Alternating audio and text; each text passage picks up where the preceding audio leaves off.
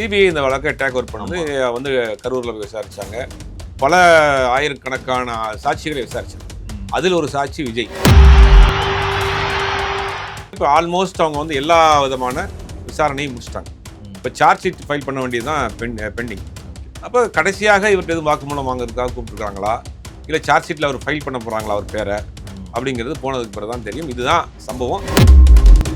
பார்த்திபன் வந்து நேற்று இரவுல வந்து கிட்டத்தட்ட விஜய் ரசிகர்கள் எல்லாருமே திரிஷா பக்கம் திருப்பி விட்டுருக்காரு. மன்னிப்பு கேட்ட பார்த்திபனா இப்படிலாம் மனமாறி பேசுற பார்த்திபனா மாறிட்டாரு. என்ன நடந்தது? பார்த்திபன் இஷ்யூ அப்படிங்கிறது ஒரு தனியார் யூடியூப் சேனல் ஒரு அவார்ட் ஃபங்க்ஷன் நடத்துறாங்க. குந்தவை வீட்டில் குந்த வச்சிருந்தால் ஏகப்பட்ட பிரச்சனை வராமல் இருக்கும். குந்தவைன்னு இவங்க வீட்டிலேயே குந்த வச்சிருக்கலாம், வெளியில் வந்ததுனால பாருங்கள் எவ்வளோ பெரிய பிரச்சனை ஆகிடுச்சு. யாரோ ஒருத்தர் என்ன பண்ணிருக்காங்க, அந்த வீடியோ எடுத்துருக்காரு. வீடியோ எடுத்து சோஷியல் மீடியா அப்லோட் பண்ணோடனே அது பெரிய வைரல் ஆயிடுச்சு. உடனே என்ன பண்ணுறாங்கன்னா, திரிஷா அவங்க ட்வீட் பண்ணுறாங்க, பார்த்திபனுடைய பேரை பெறாமல் மைக் கிடச்சி அதனால பேசுவீங்களா, இது வேற பக்கம் எங்கேயாவது போகுது அப்படின்ட்டு பகிரங்கமாக அவர் வந்து நான் வந்து மதத்தப்படுகிறேன், அது அப்படி தெரியாமல் பண்ணிருக்குன்னு விட்டார். தாவேகா தரப்பில் விஜய்க்கு சிபிஐ வைத்து அழுத்தம் கொடுத்து கூட்டணி கொண்டு வரக்கு முயற்சி பண்ணுறாங்க. தளபதி பார்த்தீங்களா இதுக்குமே அடங்காமல் இருக்கிறாரு, சிபிஐ பார்த்து போடா அப்படின்றாரு, அடங்க மறு அப்படின்றாரு. இந்த பக்கம் பார்த்தீங்கன்னா பிஜேபியை பார்த்து அவர் லெப்டினன்ட் டெயில் பண்ணுறாரு. சமீப காலம் நடிகையோட அவர் குடும்ப சம்பந்தமான விஷயங்கள் பரபரப்பாக போச்சு. அது நடிகையோட இவர் அந்த திருமணத்துக்கு வந்தது விஜய் ரசிகர்களே போட்டு விஜய் வந்து கழுவி ஊற்ற ஆரம்பிச்சிட்டாங்க. கடுமையான கண்டனம். விஜய்க்கு இருக்கக்கூடிய அந்த பெண்கள் வாக்குகள், பெண்களுடைய செல்வாக்குங்கிறது மொத்தமாக சரிஞ்சு போச்சு. இப்போ வந்து பிஜேபி வந்து விஜய் கூட்டணி கட்டாயப்படுத்தலையா? பிஜேபி தரப்பில் விசாரிக்கிறப்ப நாங்கள் எதுக்குங்க கூப்பிட போகிறோம் அப்படின்னு அவங்க தரப்பில் உறுதியாக மறுக்கிறார்கள். சிபிஐ என்கொயரி கொஞ்சம் எடுத்துக்கிட்டானுங்க, பாஜக கொஞ்சம் எடுத்துக்கிட்டு என்ன பண்ணுறாங்க, ஃபுல்லாக 3 நாளாக வந்து இதை போட்டு மீடியாக்களில் கொடுத்து இவங்களே செய்தி ஸ்ப்ளிட் பண்ணி இவங்களே வந்து கைதா அப்படியா இப்படியான்னு பரப்பிட்டு இருக்காங்க. ஆக்சுவலாக கைது பண்ணுறதுக்கான ஒரு வழிமுறை இருக்குது. விஜய் பாஜகவால் வளர்க்கப்படக்கூடிய ஒரு நபர் தான். நம்ம ஆரம்பத்தில் திரும்ப தெளிவாக அடித்து உறுதியாக சொல்கிறோம். ஏன்னா ஓட்டை பிரிக்கக்கூடிய ஒரு ஓட் ஸ்பாயிலராகத்தான் தமிழ்நாட்டில் அவரை பயன்படுத்துகிறாங்க.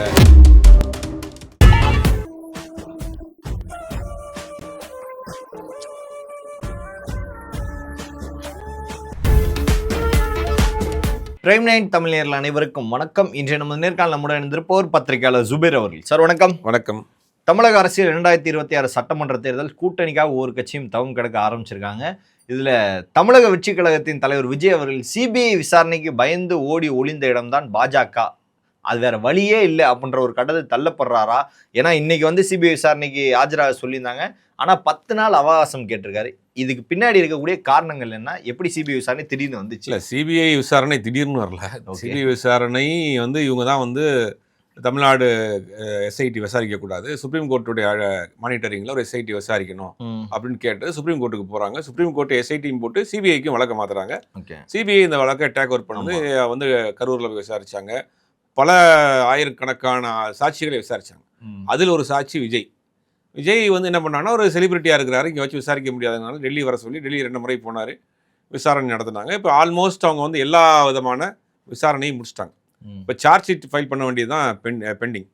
அப்போ கடைசியாக இவர்கிட்ட எதுவும் வாக்குமூலம் வாங்குறதுக்காக கூப்பிட்டுருக்காங்களா, இல்லை சார்ஜ் ஷீட்டில் அவர் ஃபைல் பண்ண போகிறாங்களா அவர் பேரை அப்படிங்கிறது போனதுக்கு பிறகு தான் தெரியும். இதுதான் சம்பவம். இதுக்கடையில் செந்தில் பாலாஜி கூட சம்மன் அனுப்பியிருக்கிறாங்க. இப்போ ரேண்டமாக வந்து எல்லாருக்கும் சம்மன் அனுப்பிச்சா உடனே குற்றவாளி கிடையாது. சம்மன் அனுப்புறது அவங்க வந்து சாட்சிகள், ஐ விட்னஸ். விஜய் வந்து ஐ விட்னஸ். இவங்கெல்லாம் வந்து அதை தொடர்புபடுத்தி பேசுகிறாங்கிறதுனால அவங்களுடைய ஒப்பீனியனையும் கேட்பாங்க. இப்போ அதனால் செந்தில் பாலாஜி அனுப்ப போகிறாங்க. அவர் 14ஆம் தேதியோ 15ஆம் தேதியோ போகிறாரு. அதேமாதிரி விஜய்க்கு அனுப்ப போகிறாங்க. இதுதான் நடந்திருக்கு. இதில் வந்து வேறு ஒன்றுமே பெருசாக இல்லை. இதை வைத்து இவங்க என்ன பண்ணுறாங்க அப்படின்னா, தாவேகா தரப்பில் விஜய்க்கு சிபிஐ வைத்து அழுத்தம் கொடுத்து கூட்டணி கொண்டு வரக்கு முயற்சி பண்ணுறாங்க. தளபதி பார்த்தீங்களா இதுக்குமே அடங்காமல் இருக்கிறாரு, சிபிஐ பார்த்து போடா அப்படின்றாரு, அடங்க மறு அப்படின்றாரு. இந்த பக்கம் பார்த்தீங்கன்னா பிஜேபியை பார்த்து அவர் லெப்டினன்ட் டெயில் பண்ணுறாரு.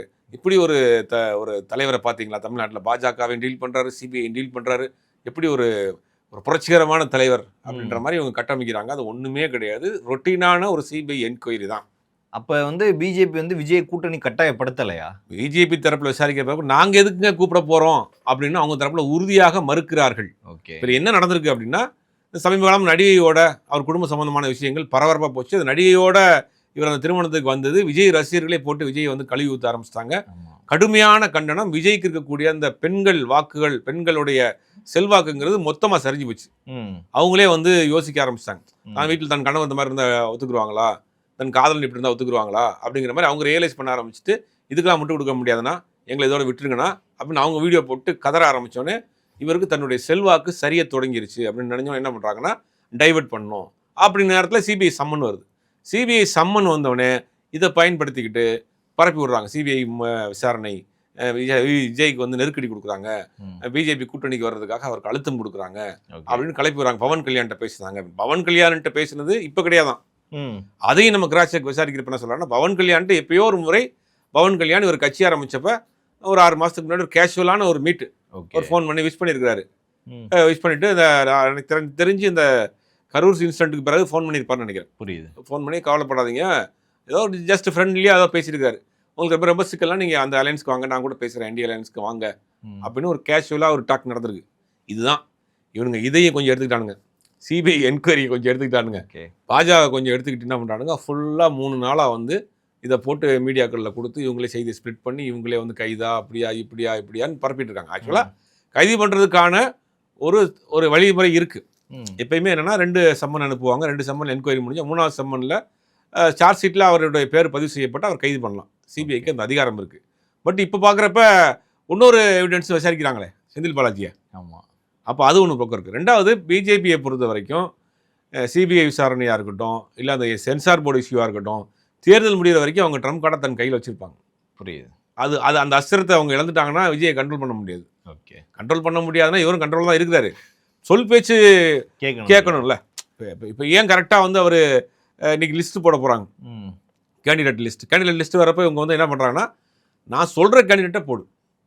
உதாரணத்துக்கு பாஜகவுக்கு நீ ஓட்டை பிரிச்சிடக்கூடாது, அங்கே ஒரு கம்யூனிட்டி ஸ்ட்ராங்காக இருக்குன்னா ஒரு மைனாரிட்டி கம்யூனிட்டி வேட்பாளர் அங்கே போட்டு அந்த ஓட்டை நீ பிரி, ஓகே, எங்களுக்கு வர ஓட்டை நீ பிரித்து விட்டுறது. அப்போ கேண்டிடேட் நான் சொல்கிற கேண்டிடேட்டை போடுங்கிறது தான் விஜய்க்கு கொடுக்கப்பட்ட வேலை. விஜய் பாஜகவால் வளர்க்கப்படக்கூடிய ஒரு நபர் தான். நம்ம ஆரம்பத்தில் திரும்ப தெளிவாக அடித்து உறுதியாக சொல்கிறோம். ஏன்னா ஓட்டை பிரிக்கக்கூடிய ஒரு ஓட் ஸ்பாயிலராகத்தான் தமிழ்நாட்டில் அவரை பயன்படுத்துகிறாங்க. கண்டிப்பாக அந்த கூட்டணிக்குள் சேர்க்க மாட்டாங்க, சேரவும் முடியாது. சேர்ந்தா 2 பேருக்குமே பாதிப்பு தான். சேர்ந்தா விஜய்ங்கிற ஒரு அரசியல் பிம்பமே மொத்தமாக காலியாகும். இல்லை, அப்போ அதிமுக கூட்டணிக்கு விஜய் பேசிட்டு இருக்காங்க. வரக்கூடிய நாட்களில் விஜய் வந்து அதிமுக கூட அலைன்ஸ் போவாங்க, அதாவது இந்தியா அலைன்ஸில் கண்டிப்பாக இருக்கும். ஏன்னா அதிமுக விஜய் கிட்ட பேசுகிறாங்கன்னு சொல்கிறாங்க. அதிமுக விஜய் நான் பேசலை, அதிமுக நிர்வாகிகள் அதிமுக ஆட்கள் ஆசைப்படுறாங்க விஜய் எப்படியாவது விஜயை நம்மளை வந்து காப்பாற்றிட மாட்டாரா. எவ்வளோ ஒரு அசிங்கம் பாருங்க. அதாவது அந்தம்மா எம்ஜிஆர் ஜெயலலிதா அவர்கள் இருந்தப்ப அந்த கட்சி கூட யாராவது கூட்டணி வைக்க மாட்டாங்களா, அந்தம்மா கூப்பிட மாட்டாங்களா, போய்ஸ் கார்டன் கதவு திறந்துருக்காதா, நம்ம போயிட மாட்டோமான்னு ஏங்கிட்டு இருந்த ஒரு கட்சி, புதுசாக கட்சி ஆரம்பிச்சு ஒரு நடிகர் கட்சி ஆரம்பிச்சு ஒரு தேர்தலை கூட சந்திக்காத ஒரு கட்சி எங்களை காப்பாற்றிடும் நம்புறாங்க பாருங்க. இப்போ இந்த அதிகமாக விஜய்க்கு முட்டு கொடுக்குறது வந்து அதிமுக தான். எப்படியாவது நம்ம விஜய் வச்சாவது நம்மளை காப்பாற்றிடுவாரா, நம்ம பழையபடி அமைச்சராகிடலாம், வாரிய தலைவராகிடலாம், மாவட்ட செயலராகிடலாம், பல போஸ்டிங் எம்எல்ஏ எம்பி ஆகிடலாம் அப்படின்னு அந்த கனவுல என்ன பண்ணுறாங்கன்னா, அவங்க ஆசையை இந்த கூட்டணியை பொறுத்த வரைக்கும் அதிமுக பாஜக பாமக கூட்டணியை பொறுத்த வரைக்கும் மிக மிக மிக மிக பலகீனமாக இருக்கு. தமிழ்நாட்டில் அவர்களை நம்ப தயாராக இல்லை. அதிமுகக்குள் பலகீனமா இருக்கு, பல பிரிவுகளா இருக்கு. அதிமுக இருக்கக்கூடிய முக்கிய தலைவர்கள் ஒவ்வொருத்தரா வெளியேறிக்கிட்டு இருக்காங்க. எடப்பாடி பழனிசாமியர் முதலமைச்சர் கேண்டிடேட்டா தமிழ்நாட்டு மக்கள் ஏத்துக்கிற மாட்டாங்க, அவர் மீது நம்பகத்தன்மை இழந்துருச்சு. அப்படிங்கிற போது குறிப்பா பாத்தீங்கன்னா இந்த பக்கம் சசிகலா தினகரன் உள்ள கொண்டு வந்தா கூட சசிகலா ஓபிஎஸ்ல அந்த பக்கம் ஓட்ட பிரிக்கிறாங்க. ஒரு 60-70 தொகுதிகளில் அந்த குறிப்பிட்ட சமூக ஓட்டுகளை பிரிக்கிறாங்க. அப்ப 2வது காமனாவே தமிழ்நாட்டு மக்கள் மத்தியில் எடப்பாடி பழனிசாமியே ஒரு முதலமைச்சர் கேண்டிடேட்டாக ஏற்றுக்கல யாரும். ஏன்னா அவருடைய செயல்பாடுகளாக இருக்கட்டும், அவருடைய ஆக்டிவிட்டீஸாக இருக்கட்டும், அவங்க பெருசாக அவங்க ஏற்றுக்கல. இப்போ ஒரு ஜெயலலிதா மாதிரியோ, ஒரு எம்ஜிஆர் மாதிரியோ, ஒரு கலைஞர் மாதிரியோ, ஏன் இப்போ ஸ்டாலினை கூட அவங்க ஏற்றுக்கிட்டாங்க, இவரை ஏற்றுக்கல. அப்போ அந்த இமேஜ் போகுது அதிமுகவுக்கு. பாமகவில் பார்த்தா 2 பிளவாக இருக்குது. ராமதாஸ் ஒரு பக்கம் இருக்காரு, அன்புமணி ஒரு பக்கம் இருக்கிறாரு, அது ஒரு பிளவாக இருக்குது. ஒரு பெரிய பிளவாக கூட ஒரு சின்ன பிளவு தான் அதிமுக பாமகவில். மற்றபடி தேமுதிக வெளியில் போயிடுச்சு. பாஜகக்குள்ள பார்த்தீங்கன்னா அண்ணாமலை ஆதரவாளர்கள் அமிக்கிட்டாங்க. அப்படியும் ஏகப்பட்ட பிரச்சனை போயிட்டு இருக்கு. இத்தனை குழப்பத்துக்கு மத்தியில் திமுக வீழ்த்த முடியுமா? திமுகவினுடைய திட்டங்கள் சாதனைகள்ங்கிறது பெருசாக இருக்குது. 1000 குறைபாடுகள் இருந்தால் கூட திமுக இன்னைக்கு நம்பர் 1 இடத்துல இருக்கு. இத்தனை கட்சி கூட்டணி செயல்பாடுகள் பெருசாக அதிருப்தி இல்லை, முக்கியமாக தான் பார்க்கணும். 5 வருடத்தில் சிறு குறைபாடுகள் இருக்கு, அதிருப்தி இல்லை. அதிருப்தியும் குறைபாடுக்கு வித்தியாசம் இருக்கு. இந்த ஆட்சியின் மீது பெருசாக அதிருப்தி இல்லை.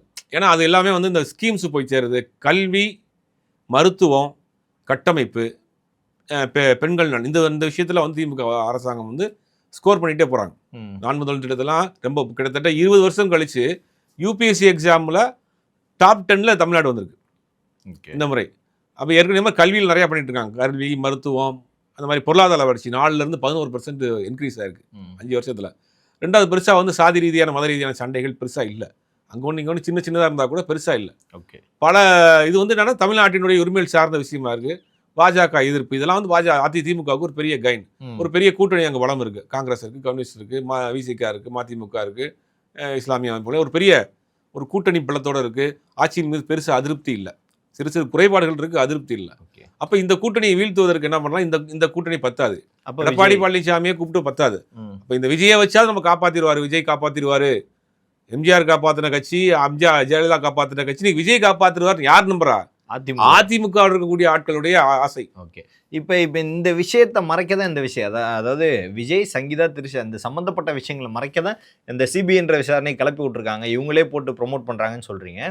ஆனால் பார்த்திபன் வந்து நேற்று இரவில் வந்து கிட்டத்தட்ட விஜய் ரசிகர்கள் எல்லாருமே திரிஷா பக்கம் திருப்பி விட்டுருக்காரு.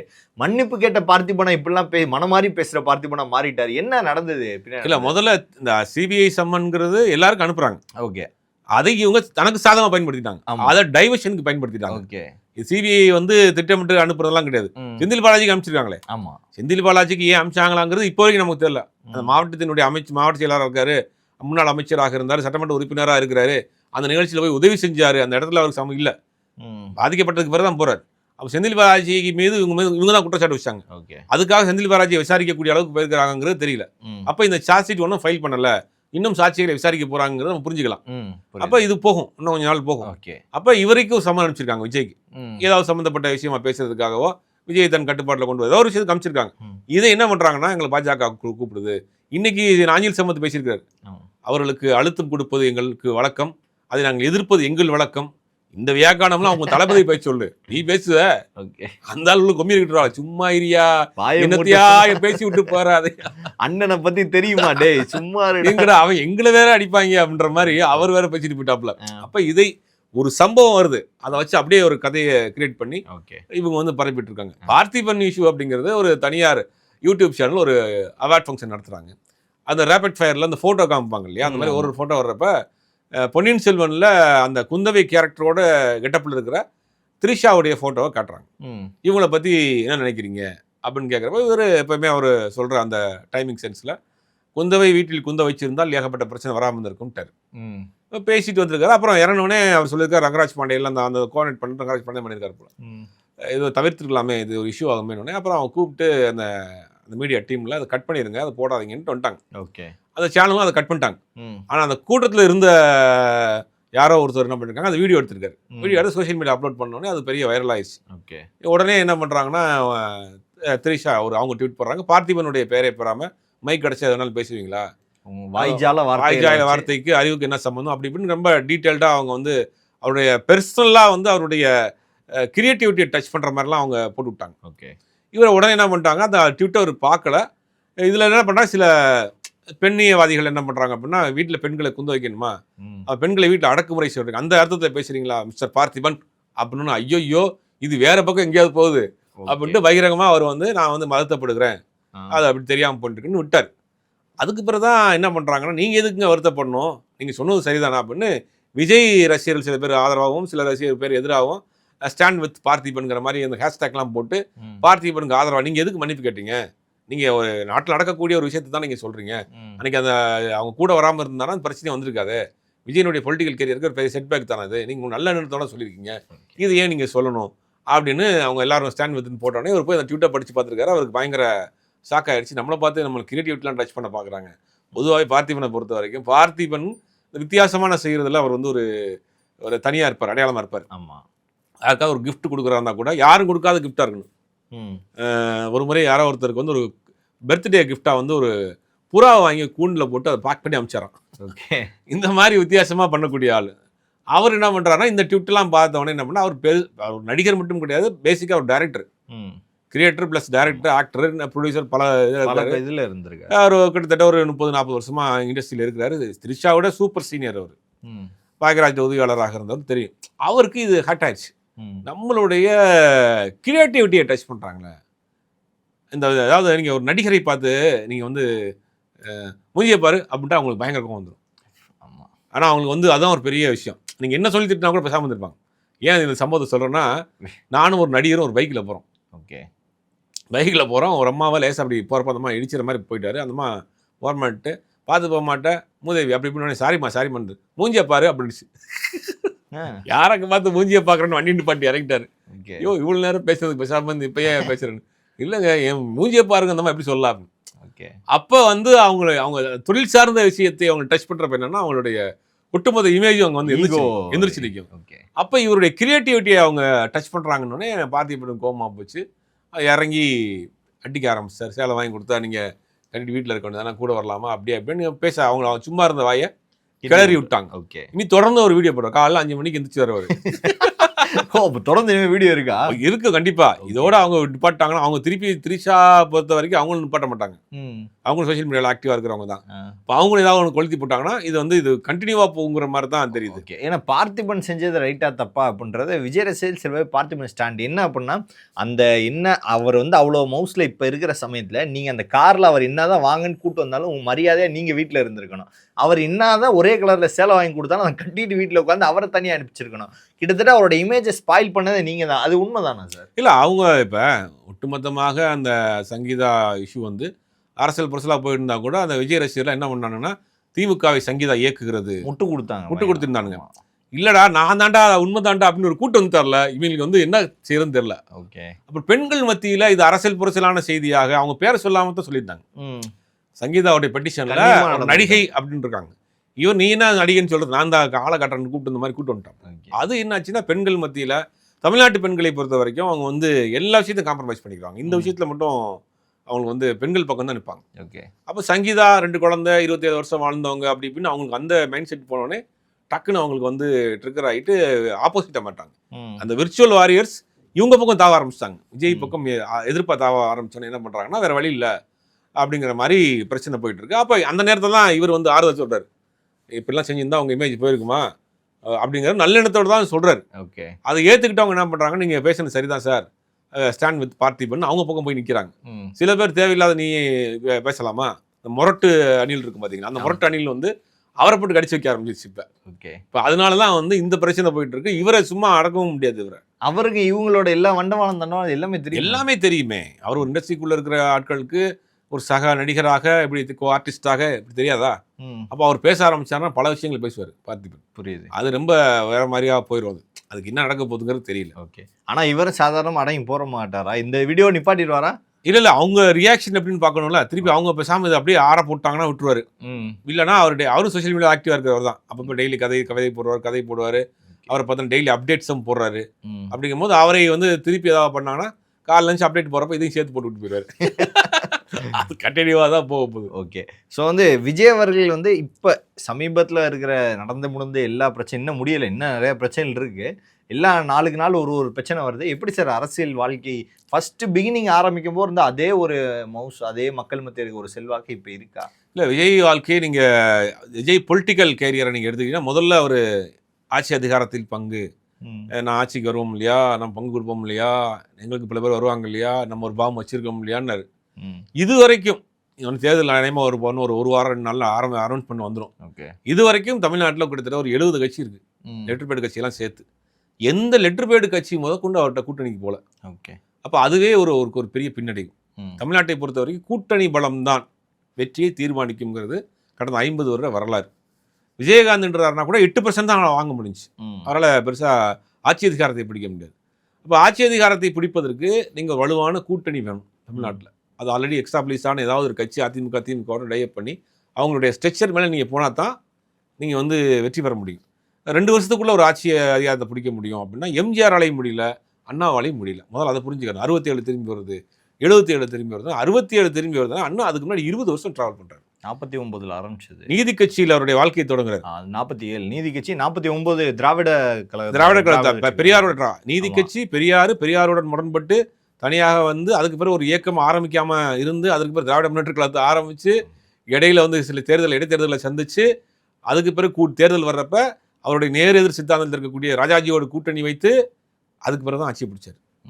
அண்ணாவினுடைய ஆற்றல் என்ன, எழுத்தாற்றல் என்ன, பேச்சாற்றல் என்ன, செயல்பாடுகள் என்ன, அண்ணாவின் கூட இருந்த அன்னைக்கு தம்பிகள் யார், மதியழகன், சம்பத், டிகேஎஸ் சீனிவாசன், கலைஞர், பேராசிரியர் அன்பழகன், நாவலன் நெடுஞ்செழியன், எவ்வளோ பெரிய ஆளுமைகள். இத்தனை ஆளுமைகள், இத்தனை தம்பிகளை கூட வச்சுக்கிட்டு அண்ணா வந்து தேர்தலை சந்திக்கிறாரு. ஆனால் அப்படி இருந்தும் கூட அண்ணா என்ன பண்ணுறாருன்னா கூட்டணி வேணும் அப்படின்றார். ராஜாஜியோடு கூட்டணி வைக்கிறார். ராஜாஜி இவர் கருத்துக்கு எதிரானவர். ராஜாஜியும் கூட்டணி வச்சுக்கிட்டாரு, முஸ்லீம் லீக்கையும் கூட்டணி வச்சுக்கிட்டாரு அன்னைக்கு அண்ணா. அப்போ ராஜாஜி சொல்கிறாரு, முஸ்லீம் லீக்கும் திமுகவும் என் இரட்டை குழந்தைகள் அப்படின்னாரு. ராஜாஜி வாயால் சொல்ல வச்சு பிரச்சாரத்தை பண்ணுறார் அண்ணா. ஆனால் அண்ணா என்ன பண்ணுறாரு, அன்றைக்கி அந்த தேர்தலில் பெரியார் எதிர்க்கிறார். பெரியார் வந்து அண்ணாவை எதிர்த்து தான் பண்ணுறாரு. அண்ணா வந்து பெரியாரோட முரண்பட்டு தான் வர்றாரு. ஆனால் ஜெயிச்சப்பர் அண்ணா என்ன பண்ணுறாரு, நேர பெரியார்கிட்ட நிற்கிறார். பெரியார்கிட்ட போய் சொல்கிறார், வந்து உங்கள் ஆட்சியை தான் நான் வந்து நடத்த போகிறேன் அப்படின்னாரு. அதே மாதிரி பெரியார் ஆட்சியை தான் அவர் நடத்தினார். பெரியாருடைய கொள்கை ஆட்சியாக மாற்றினார், சட்டமாக மாற்றினார், ஒரு அரசாங்கத்தை நடத்தினார். இதெல்லாம் இவங்களுக்கு எதுவுமே தெரியாது. இல்லை சார், அண்ணா எப்படியோ அது மாதிரி இந்த அண்ணா கீழே பாருங்க, ஆதவ் அர்ஜுனா, புஷி ஆனந்த், நிர்மல் குமார், ஏன் சார் அருண்ராஜ், அன்னைக்கு வந்து பேராசிரியர் அன்பழகன், நெடுஞ்செழியன், டி.கே. சீனிவாசன், டி.கே. சிலங்கோன் இருக்கார் இல்லையா, அவங்க அப்பா டி.கே. தத்துவ மேதை டி.கே. சீனிவாசன் சொல்லுவாங்க அவரு. அப்புறம் வந்துட்டு சம்பத்து, பெரிய ஒரு மதிய இலக்கன், இந்த மாதிரி பெரிய குரூப் இருந்தாங்க. நீங்க என்ன சொல்றீங்கன்னா அவங்கள மாதிரி கலைஞர், எம்ஜிஆர் பிரச்சாரத்துக்கு இருந்தார். எம்ஜிஆர் விட்டோமே, எம்ஜிஆர் இருக்கிறாரு பிரச்சாரத்துக்கு தலைமை இருக்கவா அப்படின்ற மாதிரி. இப்போ இவங்க எல்லாம் வந்து நீங்க அந்த ரேஞ்சில் சொல்றீங்க. அதை வச்சுன்னா புஷி ஆனந்த், நிர்மல்குமார், அருண்ராஜ் இவங்க எல்லாம் வந்து அன்னைக்கு வந்து கலைஞர் மாதிரி, எம்ஜிஆர் மாதிரி, அன்பழகன் மாதிரி, நாவல் நெடுஞ்செழியன் மாதிரி அப்படிதான் சார் அவங்க நினைச்சிட்டு இருக்கிறாங்க. ஆமா, அதை நினைச்சு அதை பூரா கனவுகள் தான். ஏற்கனவே சொல்லியிருக்கோம், அவங்களுக்கு கனவு உலகில் வாழக்கூடிய ஒரு கூட்டம். அவங்க ரியல் லைஃபே எதுவும் புரியாது. 67க்கு முன்னாடி அண்ணா இவருடைய டிராவல் நம்ம இவ்வளோ நேரம் சொல்கிறோம். சரி, 67க்கு பிறகு 77 அண்ணா எம்ஜிஆர் வந்தார். எம்ஜிஆரோட டிராவல் திமுக டிராவல் பண்ணுறார். திமுகவில் சட்டமன்ற உறுப்பினர் இருக்கார், பொருளாதாரம் இருக்கிறாரு. அப்புறம் 71 அண்ணா மறைவு, 68 அண்ணா மறைவுக்கு பிறகு கலைஞரோட முரண்பட்டு வெளியே வர்றாரு. 71 கட்சி ஆரம்பிக்கிறார். 71 கட்சி ஆரம்பிச்சு 77 தான் எம்ஜிஆர் ஆட்சி பிடிக்கிறார். ஆமாம், அன்னைக்கும் வலுவான கூட்டணியோட. ஆமாம், அதுவும் கூட்டணி இல்லைன்னா அப்பயும். ஆமாம், அதுக்கு இடையில ஒரு இடைத்தேர்தல் வருது. திண்டுக்கல் இடைத்தேர்தலில் ஜெயிக்கிறார். அன்னைக்கு திமுக ஆட்சியில் இருக்கு. இடைத்தேர்தலில் இவர் தனியாக முதல் முறையாக ஒரு கட்சி ஆரம்பிச்சு போட்டிட்டு ஜெயிச்சு தன்னுடைய ஸ்ட்ரென்த்தை காட்டுறாரு. மாயத்தேவரை நிப்பாட்டி ஸ்ட்ரென்த்தை காட்டுறாரு. கோயம்புத்தூர் இடைத்தேர்தலில் நிற்கிறார். இப்படி இடைத்தேர்தலில் நின்று ஒரு 5 வருஷம் கட்சி. ஆனால் இன்னொரு பெரிய என்னன்னா, எம்ஜிஆர் நம்ம இவ்வளோ சொல்கிறோம் இல்லையா, 71 கட்சி ஆரம்பிச்சு 77 ஆட்சிக்கு வர வரைக்கும் பொருளாதார ரீதியாக மிகப்பெரிய ஸ்ட்ரகிள் நடத்திருக்கு எம்ஜிஆர். கட்சியை ரன் பண்ணிட்டு போகிறது. எவ்வளோ பெரிய சூப்பர் ஸ்டார் நடிகர்.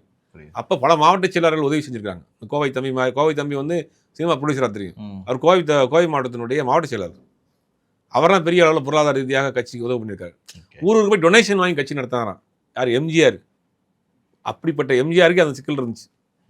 நீங்கள் என்னடான்னா கட்சி ஆரம்பிச்ச 1.5 வருஷத்தில் யாரோடையும் கூட்டணி இல்லை, வீட்டை விட்டு வெளியில் வர மாட்டேன். இல்லை சார், கிட்டத்தட்ட இவர் சீமானாவே சீமானவர்கள் மாதிரி மாறி இருக்கு. ஏன் அப்படின்னா பேச்சு முரணாவே இருக்கு சார். முதல்ல அவர் தான் இலவசங்கள் வேணான்னு சொன்னார், இன்னைக்கு இலவசம் சொல்றாரு. உதவித்தொகை எதிர்த்தாரு, உதவித்தொகை பிங்க் பஸ் தேவையான்னு கேட்டார், இன்னைக்கு பஸ் எல்லாருக்கும் ஃப்ரீன்னு சொல்றாரு. அந்த இன்னைக்கு அறிக்கை விட்டதெல்லாம் இவங்க கட்சிக்காரங்க எதிர்த்ததா இருக்கு. அதே தான் இவர் அறிக்கை. இல்லை, அதான் சொல்றேனே, இவரை பொறுத்த வரைக்கும் கூட்டணி வரல, ஜெயிக்க முடியாதுன்னு தெரிஞ்சு போச்சு. தன் மேல் ஒரு பெரிய குற்றச்சாட்டு விழுந்துருச்சு, குடும்ப ரீதியான பிரச்சனை. இதெல்லாம் டைவெர்ட் பண்ணுறது. இப்போ பார்த்தீங்கன்னா கரெக்டாக இந்த மகளிர் தின விழாவில் நீங்கள் எதுக்கு வந்து திட்டங்கள் அறிவிக்கணும்? போனவங்க மகளிரை பற்றி பேசுங்க, வேலுநாச்சியாரை பற்றி பேசுங்க, அனைத்து அரசாவை பற்றி பேசுங்க, அவரோட பிரச்சனை, பெண்கள் முன்னேற்றத்தை பற்றி பேசுங்க, பெண்கள் எப்படி இருக்கணும்னு பேசுங்க, நம்ம ஆட்சியில் பெண்களுக்கு 50% இடஒதுக்கீடு கொடுப்போம்னு பேசுங்க, வேட்பாளர் 50% பெண்களை போட போகிறோம்னு பேசுங்க. அதெல்லாம் விட்டுட்டு ஏன் தேர்தல் வாக்குறுதியை கொண்டு போய் இதில் கொடுக்குறீங்க அப்படின்னா, அதுக்கு 2 நாளைக்கு முன்னாடி தான், அதுக்கு முதல்ல நைட்டு தான் அவங்க இப்போ வீடியோ போட்டு கும்பிட்டு இருந்தாங்க. அண்ணா இப்படி பண்ணிட்டேன்னா இதுக்கெல்லாம் நான் எப்படி முட்டு கொடுப்பேன்னு அவங்க போட்டு கதறிட்டு இருந்தாங்க. உடனே அதெல்லாம் நான் பார்த்துக்கிறேன், அதெல்லாம் ஒருத்து கிடையாது. அதை டைவெர்ட் பண்ணுறதுக்கு தான் என்ன பண்ணுறாருன்னா 2500 ரூபா இலவச பேர், ஆண் பெண்ணுக்கு இலவச பேர். இந்த 60 வயசுக்குள்ளே இருக்கவங்களாம் வந்து பஸ் ஃப்ரீ, தாய்மாமன் மோதிரம், இது எதுவுமே சாத்தியப்படாது. ஒரு நாளைக்கு புள்ளி விவரம் என்னன்னா 4000 குழந்தைகள் பிறக்குங்கிறாங்க தமிழ்நாட்டில். ஒரு மாதத்துக்கு குறைஞ்சபட்சம் 4 லட்சம் குழந்தை. ஒரு சவரன் சார் 1 லட்சம் ரூபா. 1,20,000 ரூபா இன்னைக்கு ரவுண்டா 1 லட்ச ரூபா வச்சா கூட வருஷத்துக்கு 4 லட்சம் குழந்தைகளுக்கு கொடுக்கணும். இது எங்கே போய் நிற்கும்? சரி, 2,500 ரூபா கொடுக்குறீங்க. 60 வயதுக்குள்ளவங்களுக்கு தான் 2,500 ரூபா. 60 வயதுக்குள்ளே இருக்கிறவங்களுக்கு மேலே வேண்டாமா? 60 வயதுக்கு மேலே உள்ளவங்க, 60 வயதுக்கு மேலே உள்ளவங்களுக்கு தான் உடல் உழைப்பு செய்ய முடியாதவங்களா இருப்பாங்க, கணவனால் கைவிடப்பட்டவங்களா இருப்பாங்க, கணவன் இல்லாதவங்களா இருப்பாங்க, குழந்தைகள் இல்லாதவங்களா இருப்பாங்க, அவங்களால உடல் உழைப்பு சம்பாரித்து சாப்பிட முடியாதவங்க இருப்பாங்க. அவங்களுக்கு தான் முதல்ல வேணும். இவர் என்ன சொல்கிறாருன்னா 60 வயதுக்குள்ளே இருக்க பெண்கள், சரி 60 வயதுக்குள்ளே இருக்க பெண்களுக்கு 2,500 ரூபான்னா, ஒரு வீட்டில் பாட்டி, அம்மா, 2 பிள்ளைங்க இருக்குது, 4 பேர், 10,000 கொடுத்துருவீங்களா? எவ்வளோ கொடுப்பீங்க? ஒட்டுமொத்தமாக தமிழ்நாட்டுடைய பெண்களை வந்து 2.5 கோடி ரூபா 2.5 கோடி பேர்னு வச்சுங்க. 2.5 கோடி பேருக்கு 10,000 2,500 கொடுத்துருவீங்களா? இது எதுவுமே சாத்தியம் கிடையாது. அப்போ என்ன செய்யறாருன்னா இந்த விஷயத்தை டைவர்ட் பண்ணுறது. இப்போ நைட்டு பூரா போட்டு அடிச்சுருந்தானுங்க, அடுத்த நாள் காலையில் வந்து எல்லாத்துக்கிட்ட இதை பற்றி பேசுவாங்கல்ல. 2,500 கொடுக்க முடியுமா, முடியாதா, தங்கம் கொடுப்பாரா, கொடுக்க மாட்டாரா, தாய்மாமன் சீரா. தாய்மாமன் சீரெலாம் அப்புறம் செய்யலாம். பெத்த பிள்ளைக்கு செய்ய வேண்டிய கடமைன்னு ஒன்று இருக்குது, சீர்னு ஒன்று இருக்குது. சீர் கொடுக்குறதுங்கிறது கிஃப்ட். அதுக்கு வந்து லிமிட் கிடையாது. அது நீங்கள் நினச்சா கொடுக்கலாம், கொடுக்காம விட்டலாம். தாய்மாமன் சீருங்கிறது நீங்கள் எத்தனை தட்டில் சீர் கொண்டு போகிறோம், எவ்வளவு நகை வாங்கி கொடுக்குறோம், எவ்வளவு சேலை வாங்கி கொடுக்குறோங்கிறது அவங்களுடைய செல்ஃபாக இருக்கக்கூடிய ஒரு அன்பில் செய்கிறது. ஓகேவா? அது வந்து நீங்கள் செய்யலாம், செய்யாமல் போகலாம், உங்கள் பொருளாதார சூழ்நிலையை பொறுத்து. கடமைன்னு ஒன்று இருக்குது. கடமை அப்படிங்கிறது தாய்க்கு செய்ய வேண்டிய கடமை. ஒரு பிள்ளையா தாய்க்கு செய்ய வேண்டிய கடமை, தந்தைக்கு செய்ய வேண்டிய கடமை, மனைவிக்கு செய்ய வேண்டிய கடமை, மகளுக்கு செய்ய வேண்டிய கடமை, மகனுக்கு செய்ய வேண்டிய கடமை. இது கடமை, கட்டாயம். இந்த கடமையிலேருந்து எஸ்கேப் ஆகிட்டு சீர் கொண்டு வந்து தர்ற அப்படின்னு நீங்கள் இங்கே வந்து நிற்கிறீங்களே. உங்கள் வீட்டில் இருக்கக்கூடிய பிள்ளைகளுக்கு நீங்கள் என்ன செஞ்சுருக்கீங்க? 20 வயது பெண்ணாக இருக்குது, அந்த பொண்ணுக்கு கல்யாணம் பண்ணணும், அந்த பொண்ணுக்கு ஒரு லைஃப்பை செட்டில் பண்ணணும், அந்த பொண்ணுக்கு ஒரு வாழ்க்கையை அமைச்சு கொடுக்கணும். அதை நீங்கள் விட்டுருங்க. 26 வயசு பையன் ஒரு படத்தை டைரக்ட் பண்ணி வச்சிருக்காப்புல, அந்த படத்தை கொண்டு வருவோம். உங்கள் அப்பா உங்களுக்கு எவ்வளோ பேக்ரவுண்டாக இருந்தார், உங்களை பற்றி எவ்வளோ கடுமையாக எழுதுறப்ப உங்கள் அப்பா உங்களுக்கு பக்கப்படமாக நின்று உங்களை காப்பாற்றி நடிகராக உங்களை உருவாக்குனதே உங்கள் அப்பா தானே. அன்னைக்கு அஜித் ஒரு நடிகர் வர்றாரு, ரொம்ப அழகாக ஹேண்ட்ஸமாக இருக்காரு. நீங்கள் பக்கத்தில் வந்து நிற்கிறீங்க. பழைய நாளையில் விஜயனுடைய படத்தங்களாம் பார்த்தா தெரியும், கடுமையாக விமர்சனங்கள் இருந்தாலும் என்ன பண்ணுறாரு, உங்கள் அப்பா விடாமுயற்சி பண்ணி ஏதாவது பண்ணி பையனை கொண்டு வந்து எப்படியா ஹீரோ வைக்கணும் ஆசைப்பட்டுட்டான், வந்துட்டான். நம்மளால் முடிஞ்ச அளவுக்கு உதவி பண்ணணும்னு எல்லா விதமான பொருளாதார ரீதியாக இறங்கி போய் எல்லாத்தையும் போட்டு, அது வரைக்கும் அவர் சந்திரசேகருக்கு ஒரு பேர் இருக்குது, லட்சிய இயக்குனர்னு ஒரு பேர். ஆனால் தன் பையனை உருவாக்குறதுக்கு என்ன பண்ணுறாருன்னா ஒரு மாதிரி கிளாமரிஸான படமாக இருக்க ஆரம்பிச்சிட்டார். பார்த்தீங்கன்னா அப்போ தான் அவங்க மக்கள் மத்தியில் போய் சேரும். பெண்ணு ரசிகன், தேவா அப்படிங்கிற மாதிரி அந்த மாதிரிலாம் ஒரு குத்துப்பாட்டு, 2-3 டபுள் மீனிங் வசனங்கள்லாம் போட்டு இப்படியாவது பையன் கொண்டு போய் சேர்ந்துருவாங்க. விஜயகாந்தை கூப்பிட்டு வர்றாரு, செந்தூர பண்ணி என் தம்பி சொல்லுங்க அப்படின்னு அவர்கிட்ட கொண்டு வந்து வைக்கிறார். ஏதாவது பண்ணி தன் பையனை வந்துட்டான் அவனை காப்பாற்றணுங்கிறதுக்காக எவ்வளவோ முயற்சி பண்ணி தன்னுடைய இமேஜை இழந்தார், பணத்தை இழந்தார், பொருளாதாரத்தை இழந்தார். எல்லாத்தையும் கொண்டு வந்து வச்சு நிப்பாட்டி பக்கப்பலமாக பின்னாடி இருந்து உங்களை ஒரு ஹீரோவை தூக்கி உட்கார வைத்ததில் எஸ்ஐசியினுடைய பங்கு 100%. விஜயே 2வது படத்தில் மனசு முடிஞ்சு போயிருப்பார் வேணான்னு, விடாமல் இவரை கொண்டு வந்து நிப்பாட்டினது. அப்போ உங்கள் தகப்பனாக எஸ்ஐசி செய்த வேலையை விஜய் தன் பிள்ளைக்கு ஏன் செய்கிறார்? இது அடிப்படையாக இல்லையா? கண்டிப்பாக. உங்கள் பையன் ஆசைப்படுறாரு, ஒரு படத்தை டைரக்ட் பண்ணி வச்சுருக்கிறாரு, ஒன்றும் பிஸ்னஸ் ஆகாமல் இருக்குது. தகப்பனா குறைந்தபட்சம் அந்த பையனுக்கான வழிகாட்டியாக நீங்கள் என்ன இருந்திருக்கீங்க? அதை துரத்தி விட்டீங்க. பிள்ளை எங்கேயோ வெளிநாட்டில் படிக்குது, மனைவி வீட்டுக்குள்ளே அலோவ் பண்ணுங்கன்னு அவங்க கேட்குறாங்க. இதெல்லாம் கடமை இல்லையா? சரி, கணவன் மனைவிக்குள்ளே 1000 பிரச்சனை இருக்கட்டும், பிள்ளைங்க என்ன பண்ணி சொல்லுங்க. கணவன் மனைவிக்குள்ளே 1000 பிரச்சனை இருக்கட்டுங்க. எத்தனையோ குடும்பத்தில் நம்ம பார்க்குறோம், கணவன் மனைவி பிரிஞ்சிருப்பாங்க, பிள்ளைகளை பார்த்துருப்பாங்க. ஆனால் நீங்கள் என்ன பண்ணுறீங்க? அது எல்லாரையுமே துரத்தி விட்டீங்க. அப்பா வேணான்றீங்க, அம்மா வேணான்றீங்க. சமீபத்தில் கூட அவர் எஸ்ஐசி பேசின ஒரு வீடியோ ஒன்று சோசியல் மீடியாவில் போயிட்டு இருந்துச்சு. வேற ஒரு பிடியில் அங்கே மாட்டிகிட்டு இருக்காரு, என் பிள்ளையை காப்பாற்றணுன்ற மாதிரியான பேசின வீடியோலாம் போயிட்டு. அப்போ வேறு ஏதாவது கூட்டத்தில் மாட்டிக்கிட்டு நீங்கள் ஒட்டுமொத்தமாக அவங்க சொல் பேச்சை கேட்டுக்கிட்டு யாருடைய ஆசைக்காக ஒரு கட்சி ஆரம்பிச்சுக்கிட்டு யாரையே முதலமைச்சராக உங்களை தூண்டி விட்டுக்கிட்டு நீங்கள் யாருக்கு எதிராக பேசிக்கிட்டு இதெல்லாம் தமிழ்நாட்டு மக்கள் பார்த்துக்கிட்டு தான் இருப்பாங்க. அப்போ நீங்கள் கடமையை நிறைவேற்றாமல் நான் எல்லாருக்கும் நான் அண்ணனாக இருக்கேன், தம்பியாக இருக்கேன், மாமாவாக இருக்கேன், மச்சாவாக இருக்கேன், எதுவுமே நீங்கள் முதல்ல அதெல்லாம் நீங்கள் இருக்கலாம். உண்மையாக யார்கிட்ட இருக்கணும்? குடும்பத்தில் இருக்கணும். அப்பாவுக்கு பிள்ளையாக இருக்கணும், அம்மாவுக்கு பிள்ளையாக இருக்கணும், பிள்ளைகளுக்கு தகப்பனாக இருக்கணும், மனைவிக்கு கணவனாக இருக்கணும். அது இருக்கீங்களா? உங்களுக்கு இருக்க வேண்டிய கடமை அது. அது கிஃப்ட் கிடையாது, நீங்கள் கொடுக்குற சீர்வரிசை கிடையாது, அது கடமை. அந்த கடமையிலேருந்து தவறிட்டீங்க, வெளியேறி நிற்கிறீங்க. இப்போ வெளியே மேலையில் நான் தமிழ்நாடு மக்களை எங்களையும் பிரிக்க முடியாது, தமிழ்நாட்டு மக்களையும் உங்களையும் பிரிக்க முடியாது நீங்கள் சொல்கிறீங்க. குடும்பத்தை விட்டு பிரிஞ்சில் நீங்கள் இருக்கிறீங்க. இப்போ அதான் சொல்கிறேன். இதை விஜய் ஒரு கூட்டத்தில் இருக்கிறாரு. யாரோ விஜயினுடைய பாப்புலாரிட்டியையும் விஜய் கொடுக்கக்கூடிய பணத்தையும் பயன்படுத்தி ஒரு கூட்டம் விஜய் தன் கட்டுப்பாட்டில் வச்சுக்கிட்டு இந்த மாதிரியான வேலைகளை செஞ்சுக்கிட்டு இருக்கிறாங்க. அது மொத்தமாக மாட்டிட்டார், புலிவாலை பிடித்த மாதிரி மாட்டிட்டார். அரசியல் வாழ்க்கையும் முழுதாக போச்சு, கூட்டணி அமையலை, யாரும் வரல, பேரும் இமேஜும் மொத்தமாக போயிடுச்சு. தேர்தலுங்க முடிவுங்கிறது அவருக்கு கண்டிப்பாக மைனஸாக தான் வரப்போகுது, நெகட்டிவாக தான் வரப்போகுதுங்கிறது எல்லாருக்கும் அவருக்குமே தெரியும். அப்போ என்ன பண்ணலாம்? அடுத்து சினிமாவுக்கும் போக முடியாது. ஒட்டுமொத்தமாக யாரோ ஒரு பிடியில் மாட்டி அவருடைய சினிமா கேரியரையும் இழந்து அரசியல் கேரியரையும் இழந்து நிற்கிறாரு. இது எல்லாம் நம்ம மிகைப்படுத்தி விஜய் மேல் உள்ள இமேஜை காலி பண்ணுறதுக்காக சொல்ல, இதுதான் யதார்த்தம். ஓகே, தேர்தல் முடிவுக்கு பிறகு தெரியும். பல்வேறு கேள்விகளுக்கு பதில் தமக்காக மிக்க நன்றி சார். நன்றி.